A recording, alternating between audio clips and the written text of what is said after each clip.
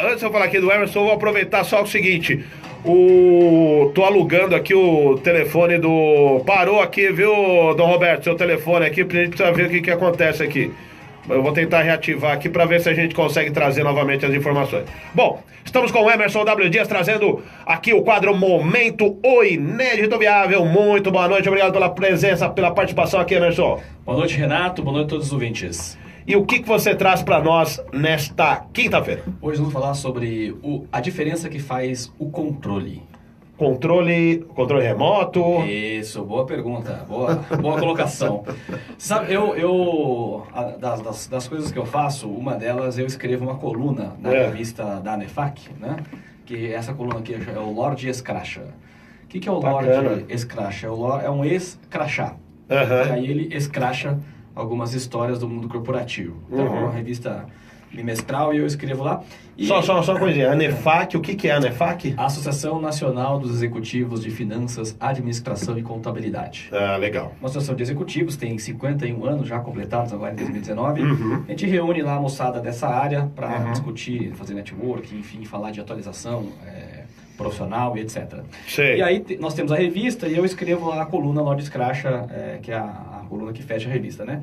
E eu vou ler essa crônica, é sempre uma crônica de alguma história, porque semana passada teve uma polêmica que o presidente foi grosseiro com uma repórter, e aí deu toda uma polêmica que uns defendiam porque ela fez uma pergunta cretina, querendo fazer uma pegadinha, aí outros dizendo, não, mas ele foi mal educado, e eu acho também que ele foi mal educado com a pessoa, respondeu de uma forma grosseira, não deveria fazer isso com a pessoa, enfim.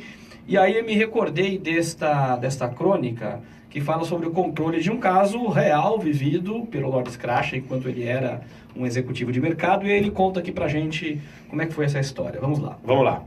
Reunião de diretoria, resultados bem abaixo do esperado, todos já sabem o que esperar. O clima vai pesar. Primeiro a chegar, senta-se o mais afastado possível da cadeira do presidente, todos sabendo que o dia promete. À medida que chegam, vão se acomodando distante o quanto possível da bronca. Enfim, o soberano adentra a sala, a cara fechada começa o palatório. Reclama aqui, cobra dali, pergunta o que vai ser feito, por que não foi feito, quem vai fazer, o que prazo que vai ser feito e por aí segue. Visivelmente, vai ficando cada vez mais irritado, até que o diretor decide tentar salvar a reunião. Espeta um pendrive, começa a mostrar sua bela arte powerpônica.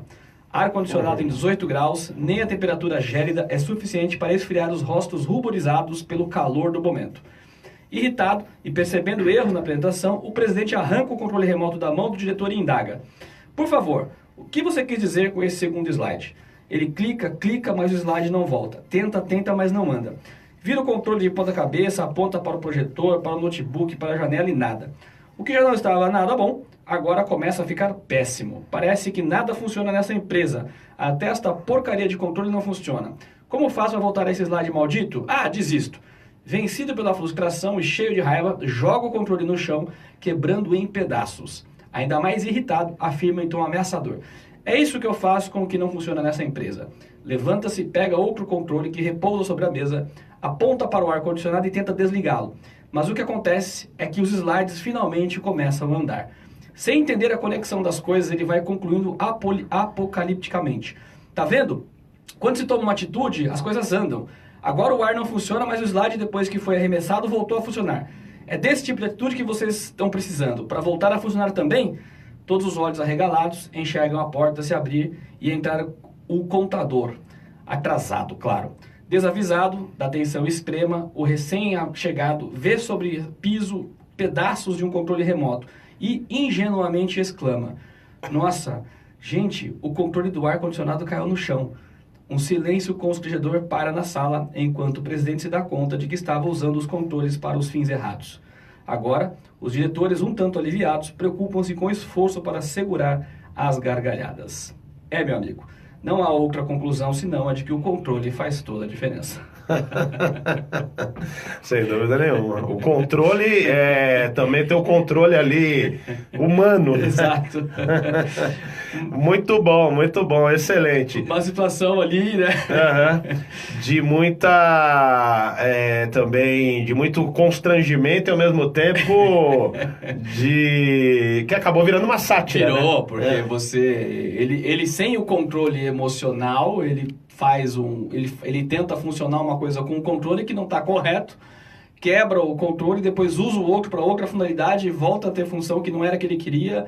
E no fundo, a grande mensagem é que, de fato, o controle faz toda a diferença. É isso aí. E são situações que, infelizmente, também, hora ou outra, acontecem no mundo corporativo mesmo, né? Correto. Sabe que essa história é real, hein? É? Essa história é real. Ah, é real? Real. Claro que eu dei uma adaptada aqui para ficar um conto, mas é uma história real. Eu vi essa cena com os meus olhos. Olha só, então é mais forte ainda do que eu imaginava, porque eu imaginei que você havia criado aí uma situação... Eu fantasiei um pouco, mas a base da história é real. Olha, então, agora, como é que se age num negócio desse? Tem as pessoas ali... poderiam, é claro que para dar gargalhada ali ficaria complicado, Exato, mas como é que se age mas tanto o presidente como as pessoas que estão participando do evento? Pois é, então, essa coisa que o controle faz toda a diferença. Faltou a ele ali o que a gente chama de inteligência emocional, que aliás é um tema que eu estou querendo trazer para a semana que vem para a gente falar disso. Porque se você tem controle emocional, né, uma inteligência emocional, perdão, não um controle emocional, porque isso é importante dizer, o controle não é da emoção, o controle é do comportamento. A emoção você vai sentir, mas se você tem inteligência emocional, você consegue colocar inteligência na reação dessa emoção. Sim. E, por exemplo, eu acho que seria o mais interessante aqui, se o próprio presidente desse risada da situação.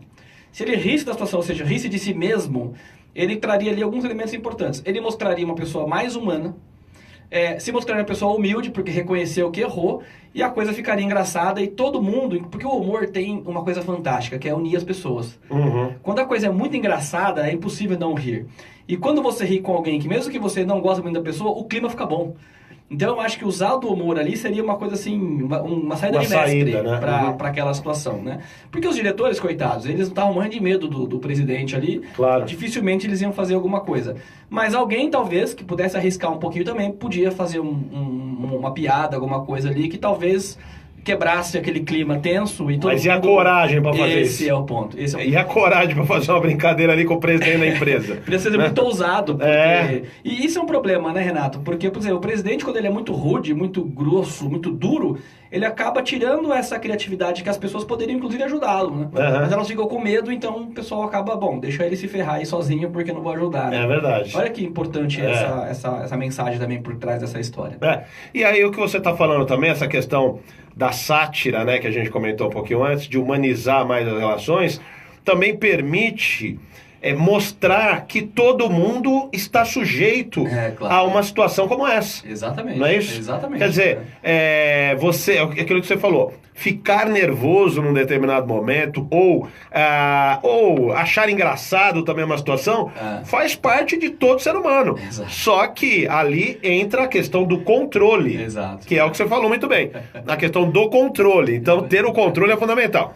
E justamente foi o que disse aqui também o Emerson, a Sandra Izés, que disse aqui, a gente nem tinha começado a falar ainda, ela falou, falta de controle emocional do tal presidente. Exatamente. Né? Exatamente. E vem bem a calhar realmente essa questão do controle e também do controle remoto.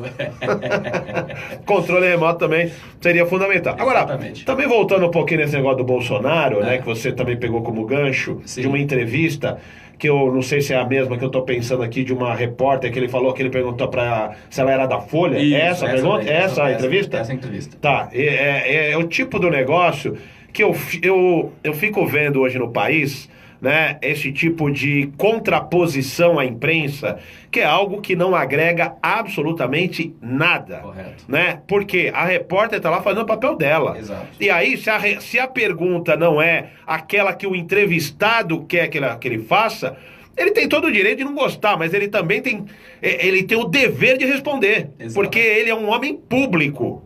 Principalmente ele é o presidente da República. Então não adianta ele falar, porque você é da Folha, ele está tentando intimidar a repórter ali naquele momento, o que não é um papel democrático, né? Já que a gente tem um presidente e nós queremos, sem dúvida nenhuma, que o presidente nos represente adequadamente, é fundamental que ele responda de forma educada à pergunta da jornalista, independentemente dele gostar ou não da pergunta. Correto. Até porque ela não entrou no aspecto pessoal, né? Ela tá fazendo uma pergunta de foro político, Sim. profissional. Se ela entrasse no aspecto pessoal, talvez ele tivesse o direito de falar o que ele falou. Exatamente. Né? Agora, não é o caso. Não é. Né?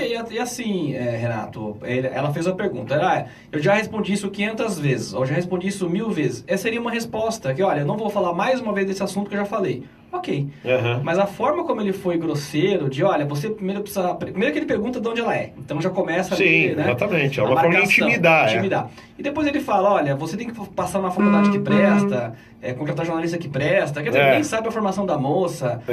Quer dizer, uma coisa assim horrorosa, né? Você responder isso. Por mais que, eu sou nervoso... ataca pessoalmente a repórter ali que está trabalhando, né? Quer dizer, é muito ruim isso, uma pessoa que está no seu trabalho, no seu ofício, ser ofendida dessa forma. Assim. Ainda mais para uma pessoa pública, um presidente de um país, que no mínimo, Renato, deveria saber lidar com entrevistas e com perguntas difíceis. Sim. Certo?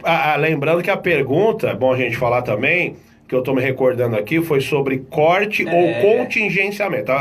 A jornalista, a repórter, pergunta com relação por que ele estaria havendo um corte na educação. Ele poderia falar, olha, eu já respondi várias vezes, estou falando aqui uma das milhares de possibilidades que ele teria para responder, né? Então, isso não é um corte, é um contingenciamento. Contingenciamento significa XPTO, né? Até porque não é, vamos dizer, obrigação dela ou das pessoas que estão... Porque quando um repórter, um jornalista faz uma pergunta, não é a dúvida só do jornalista. Às vezes ele está fazendo uma pergunta que as pessoas estão fazendo. Correto. E ele está levando essa pergunta em nome de outras várias pessoas. Então, há que se ter, não estamos aqui, eu já falei várias vezes isso, a gente não está aqui para proteger ninguém, seja o Bolsonaro, seja o PT, seja o PSDB. Agora, o que a gente precisa ver é o aspecto humano das coisas, né? Antes de mais nada, o aspecto humano. E ali... ele foi muito,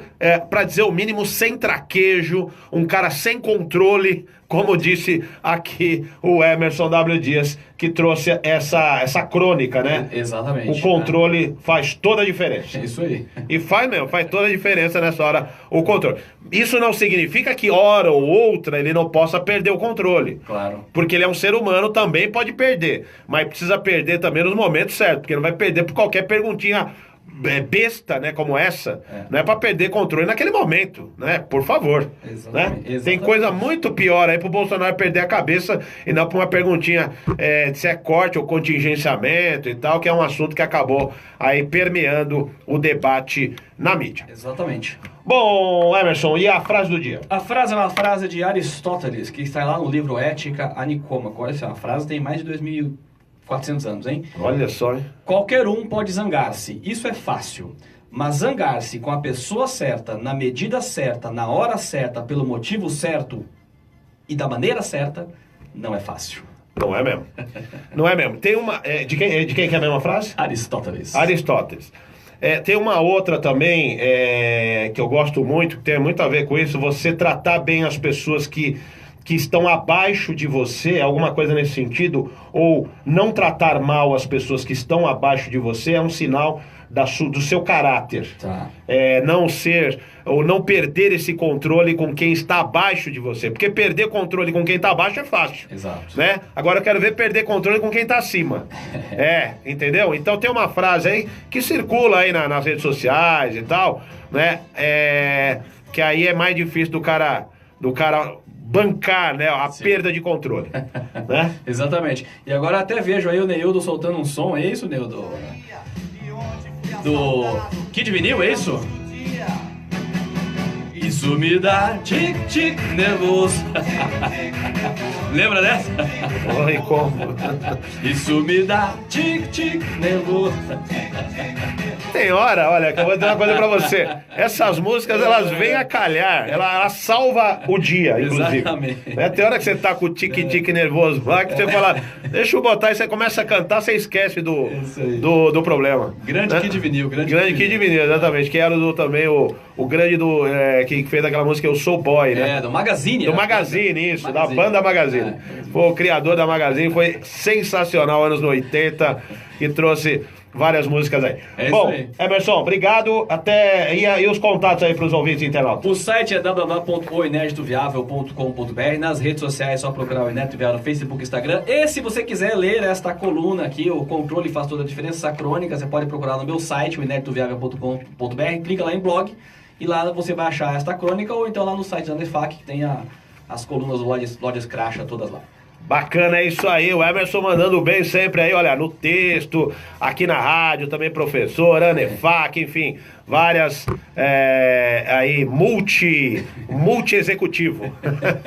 Tá certo, Emerson, até semana que vem. Até semana que vem, Renato.